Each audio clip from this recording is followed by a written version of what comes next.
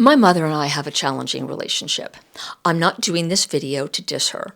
Why I'm doing this video is to share with you my story of how, as an astrologer, I look at my mom's chart and I look at my chart to understand how to manage the relationship and how to make it better.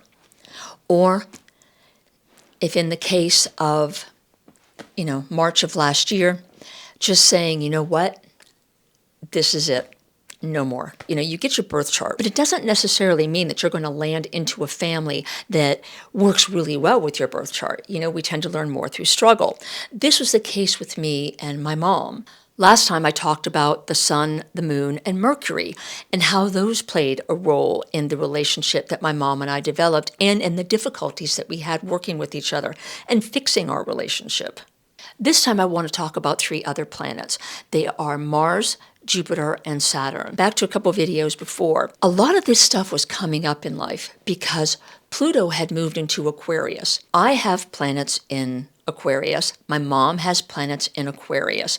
If you have planets in Taurus, Leo, Scorpio, or Aquarius, you're going to feel this movement of Pluto in Aquarius. Pluto is your plumber, and it's taken out all the sewage. And boy, was Pluto at work in 2025, and it still is in 2026 for my mom and me.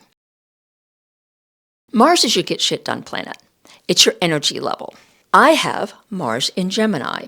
Now, the idea of Gemini is being self-informed or being self-deceptive. But Mars in Gemini is given to a person, to a soul, because somewhere in the past, they made the mistake of not acting fast enough on some information.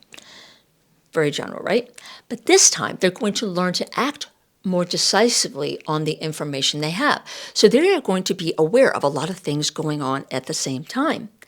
They're going to be aware of the differences between things. My mom was born with Mars in Pisces. Mars in Pisces is the idea of being the healer, of really listening to that advice that we can't see in this physical world. You can't pick it up with the 5 senses. The healer or the Houdini. The Houdini makes things up, can be prone to lying, deception, manipulation. So Mars in Pisces is given because, maybe last time you didn't really listen to information that was beyond your 5 senses. Maybe you were far too logical and you really need to change the way that you act on information. Maybe you need to be more reliant on spiritual things as well.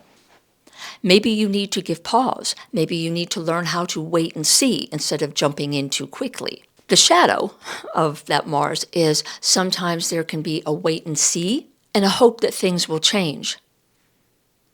But you're not doing anything to help those things change. Now, my mom and I both have Mars in the 10th house, and it's so freaking fascinating when you put the charts together of a family and you see all these similarities, right? And you understand the plan of what was behind it all. So my mom and I both have Mars in the 10th house.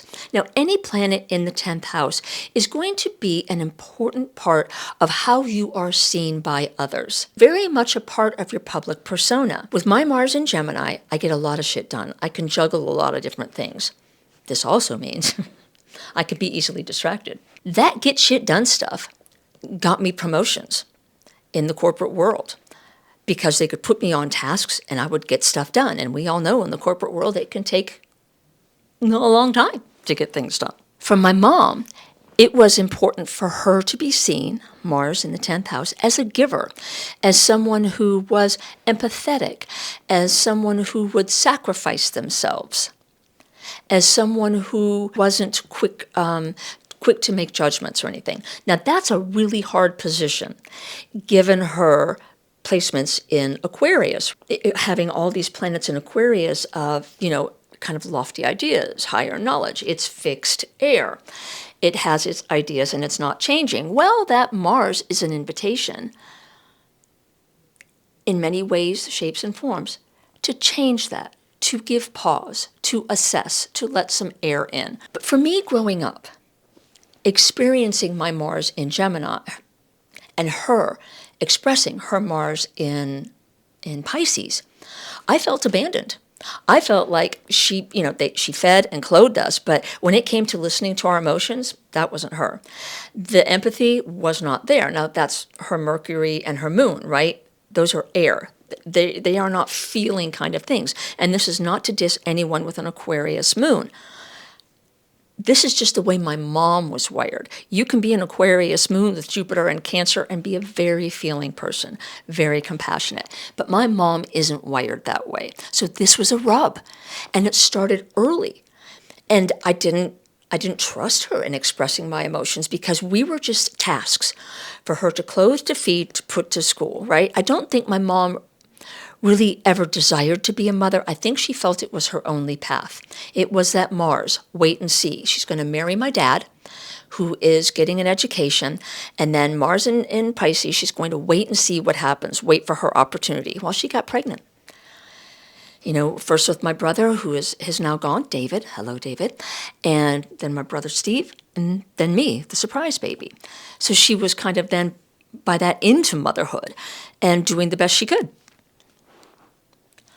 And as a child, that Mars in Pisces is more concerned about public image, not necessarily in parenting. The moon is more about how she would parent, that moon in Aquarius. And I just felt she didn't listen to us. Didn't care about emotions. I would be accused of making mountains out of molehills because I was expressing emotion, as a Leo sun is designed to do, especially in a water house, to express those things. But she wasn't interested. I didn't have the intellect. Remember, I was a kid. I didn't know as much.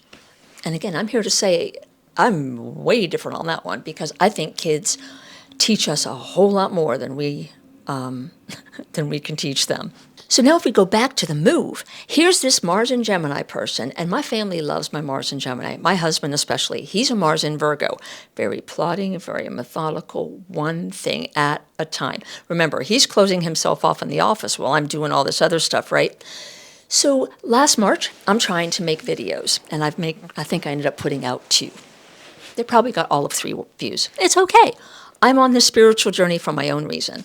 Documentary for my kids. Hello, kids. I love you. So I'm doing this video stuff, right? And I am trying to help my mom wrap up stuff at her house because we're getting ready for my other daughter to move in. We are doing remodeling over there. We're remodeling the kitchen, taking up the floor, doing some painting, and just getting all my mom's stuff packed up. I'm also talking to movers.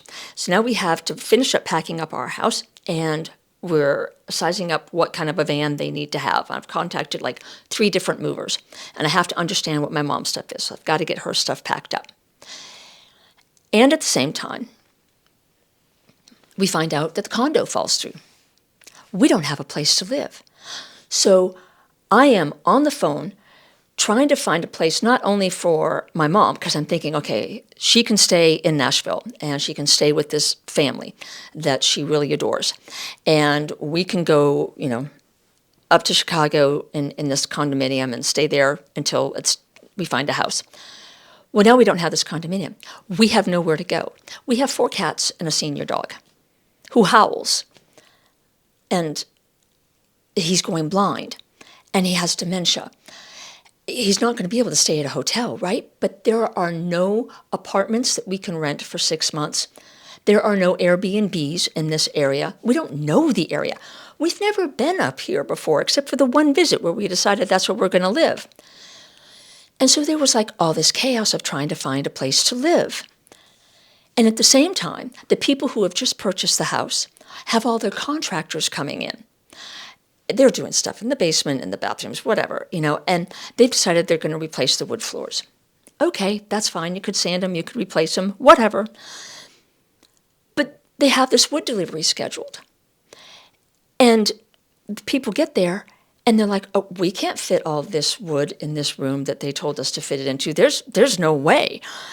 And I'm like, okay, plan B, okay, we have to move everything out of the den. I had all the boxes packed there for a majority of the house. I have to move all of that stuff out into another room, restack it all, while these guys get the wood in, to make room for this wood because it has to acclimate to the house. So I'm doing all this stuff, right? And at the same time, my mom is leaning heavily on me emotionally because, well, one of the dynamics with my mom is that she blames me for a lot of stuff that goes on in her life, or blames others, right?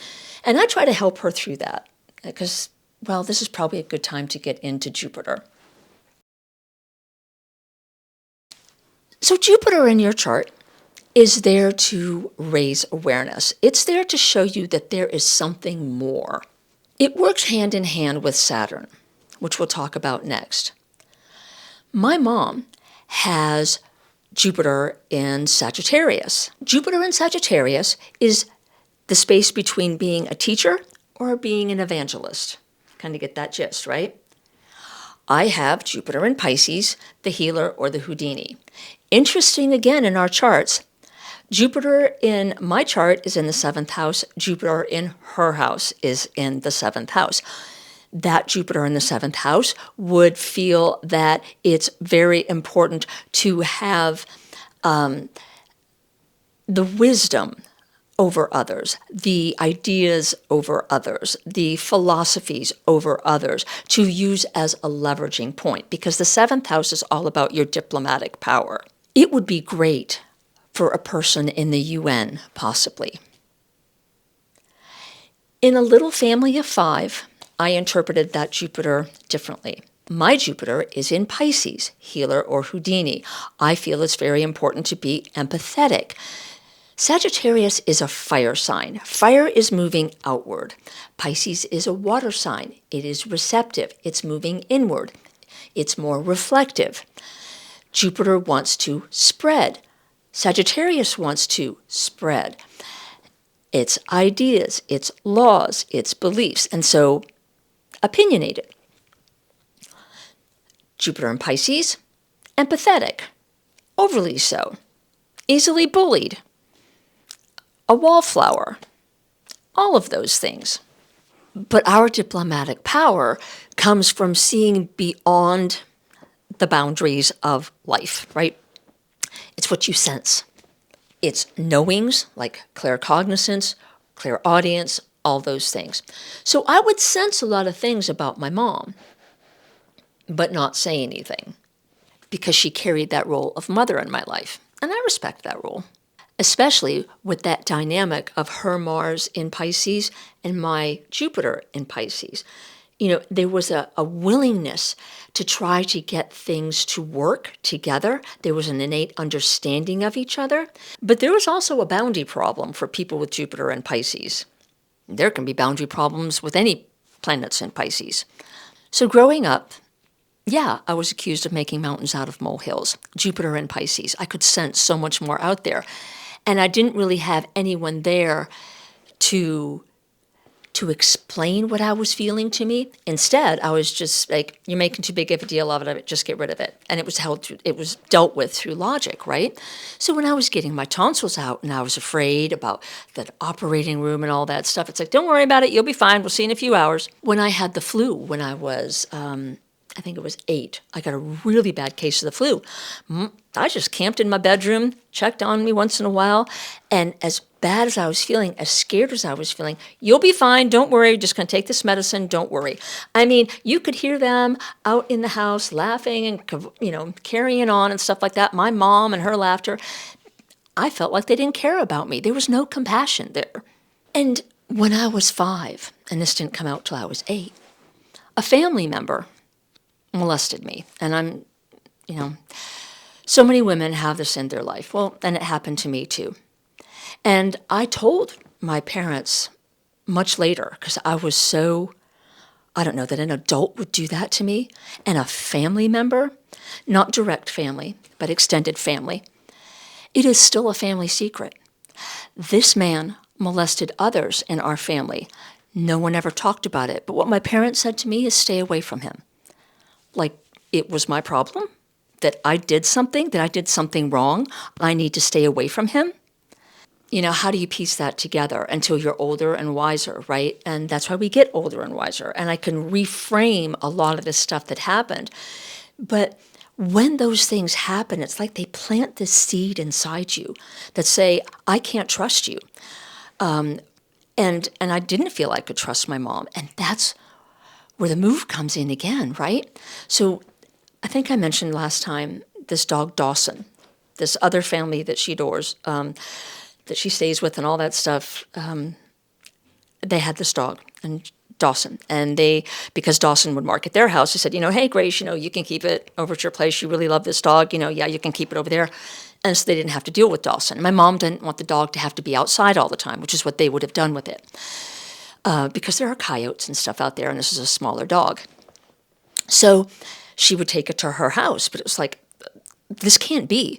We have new furniture coming in. It smells awful. We have to get rid of these rugs, and she doesn't want to get rid of these rugs. So my husband's over there, washing them on the weekend. And I'm talking to her about Dawson. He can't come over. And she's like, okay, he can't come over. And I know full well that dog is coming over at night. But she's saying to my face, oh, no, he won't come over. And then she said, well, why can't he come over? And then why are we moving? Because she doesn't want to leave this dog. There may be some trauma there associated with my brother when he died. I think I mentioned it in the last video. It was a little, my mom and my brothers weren't necessarily close. They've never been close, but I think it was very difficult for my mom to put together how, as it would be for anyone, how you can lose a child at 47 to congestive heart failure, And I think she felt in some part of her that she abandoned her children, that she abandoned my brother David, and I think maybe that was partially with the dog, but that's just my armchair psychology. I don't know that for truth. Again, I'm just sharing my story. I can't speak for her. But there was always this thing, my Jupiter is on my mom's Saturn, and we're going to talk about Saturn in a bit, but Jupiter and Saturn work together. Jupiter shows you the problem. Saturn is going to go help you fix it. I was always trying to help my mom. My Jupiter is right on her Saturn in her birth chart. I'm always trying to help her get through these, why she blames others and why she blames me or us, or why she involves other people in her stuff when she really needs to handle it herself. So this Dawson thing became a really big issue because I knew she was lying to me. On with the move we go. I have a U-Haul that I have rented and I have driven over to my mom's place, and I am there to load up all her stuff. My daughter was there to help me. So I'm over there talking to her about Dawson, explaining like for the 20th time why he can't come up and why he needs to go back to his old home and why we're moving. And I'm empathizing with her about how difficult it must be. And I'm not just doing this as a mental thing. I mean, I'm really empathizing with her about how difficult this is. And, do I have to go? Why do I have to go? No, you don't have to go. You can make the choice to stay. So now let's talk about Saturn for just a second. Saturn is how you build a life with integrity. Saturn wants to help you get to the goal. Saturn loves goals because goals are the proof of our power to manifest. And Jupiter comes along and says, hey, whoa, this ain't working anymore. Saturn's like, okay, I know how to take that down, and I know how to guide this person to rebuild it. Now, sometimes we listen to Saturn and sometimes we don't. Saturn doesn't necessarily want to listen to your woes. Saturn works in, the two things, time and money, right? That's how it usually gets to us in one of those two languages. And it works with catastrophizing, with fear, with anxiety, with control. So I've already mentioned that my Saturn, which is in Aquarius, is on her sun. What your Saturn sign is in is indicative of an experience that you've had before that you're going to restructure this time. So I have knowledge of being involved in cults, in not listening to myself, in not expressing myself, in following others without question. Maybe being a soldier or something like that. You could fit that into it, right? You're going into a war that you don't believe in, but you're told to do this, and so there you go, do it, and boom, there you go, you're gone, you die. So my Saturn's in the 6th house. In the 6th house, it's related to Virgo. And remember, Virgo is self-mastery or being selfless. This idea of Virgo can also be associated with being a slave to others' ideas and ideologies. So I'm on her sun. Her son is trying to do her ideologies, and here comes this daughter of hers who is going to teach her, because Saturn is the teacher more than the sun, Although the sun likes to teach, Saturn is the teacher. Saturn is the hard lessons of here's the boundary. Can't go past this. So here I come, and just me being me, just knocking at her sun, trying to be that person who's in the know and stuff like that. And here I am questioning her. From a pretty early age, like in my teens, things started to get really rocky between me and my mom. Because I would no longer, I at that point didn't trust her because of the childhood stuff, right? So there was just inherent in that no trust. Then again, if you look at my chart, maybe not trusting my parents was the right thing to do. But we're all human souls on this earth, and we all are redeveloping new forms of trauma. And I'm just saying that was one of mine. In the scope of all the trauma going on in this world, though, that is minuscule. Now, her Saturn is also in Pisces, as I mentioned. So my Jupiter is on her Saturn, right? So I'm showing a different way. I'm opening doors. This is what Jupiter does. It shows you what isn't working, and it opens doors. But my mom's Saturn is in Pisces. It's trying to restructure this world that she can't see. It's an emotional world. My mom is not an emotional person. I mean, she's an emotional person, but she tends to blame and stuff like that versus taking accountability for her emotions. She always says this thing about, it's my heart says one thing, my head says another. That's her thing, right? She said this all her life. That's one of her rules. And she struggles with that. And she doesn't know how to deal with these emotions. And I would try to help her with that because I understand her chart. And this is what I was doing during the move. But the Dawson thing was rearing up again. I had to get my husband involved. I'm like, and he's never involved with my mom's stuff, right? He was always the observer on the outside, never got involved in stuff. So at this time, I'm like, okay, I need your help. I need you to go talk to her about Dawson. And so he talks to her. And she's not pleased, but she says, okay, I understand. I understand why we're moving and there can be no Dawson. And he's like, Grace, these carpets, they smell.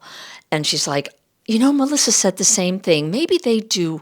Maybe I do need to get rid of them. So I say it, she dismisses it. My husband says it, it's a different thing. My mom has very much an appreciation for men knowing more. That's a whole other topic. A few days later, my daughter and I were over at her house. And this situation fundamentally changed the relationship between my mom and me. This was Pluto talking to me in the clearest way that I had heard it talk to me in a long time. So I'm really close with both my daughters. She doesn't understand that kind of a relationship. And she only views my relationship from what she can see. And again, I keep my world very private to hers. So my daughter comes over and she's like, I don't trust that you're not going to bring this dog over. And my mom is totally offended. Why would you think I would do that? I am your grandmother. You shouldn't talk to me like this and so forth. And I'm standing there. And my daughter, who was learning her power, I'm like, does she need me involved or does she not? And I'm like, nope, she's handling this all on her own. I'll jump in if she needs me. And there was one point where I jumped in, but I pretty much let those two have the conversation. And my daughter, after that, and we talked about it at home, was so changed by standing up to my mother, who she felt bullied her when she was a young girl. I did not hit my kids. That was one of the reasons why we stopped any kind of babysitting or anything. Now, my mom's not a person who would slap and all that stuff at the whim, but she would do it. She did it with us as kids. So that just changed it. And I said, there's no, go after my daughter. That's it. Done. We're done. You don't know me. And she didn't. And my daughter even said in this conversation, my mom is my best friend. I think that was like a knife into my mom's heart. My mom's world started to crumble in who she was as a person, that she didn't have this close relationship with her children. Again, I was the closest to my mom, but that doesn't mean we were close. So this was Pluto and Aquarius happening. Now, I'll wrap up some of the move stuff. Wouldn't you know it, a week after the condo the woman pulled out, she contacts us again. Can we do another deal? So we get the condo. I get all the stuff moved over to the house. We have the stuff from my mom's house. And I get all the stuff moved out from the basement and into the garage to get a price. My husband helps a little bit on that. And we have this garage sale. It was a total bust. So we're online selling all sorts of things, right? But the house is almost ready to go. And May, the month of May, is going to bring so many shifts and turns in this story, and some really good ones. So I hope you join me next time.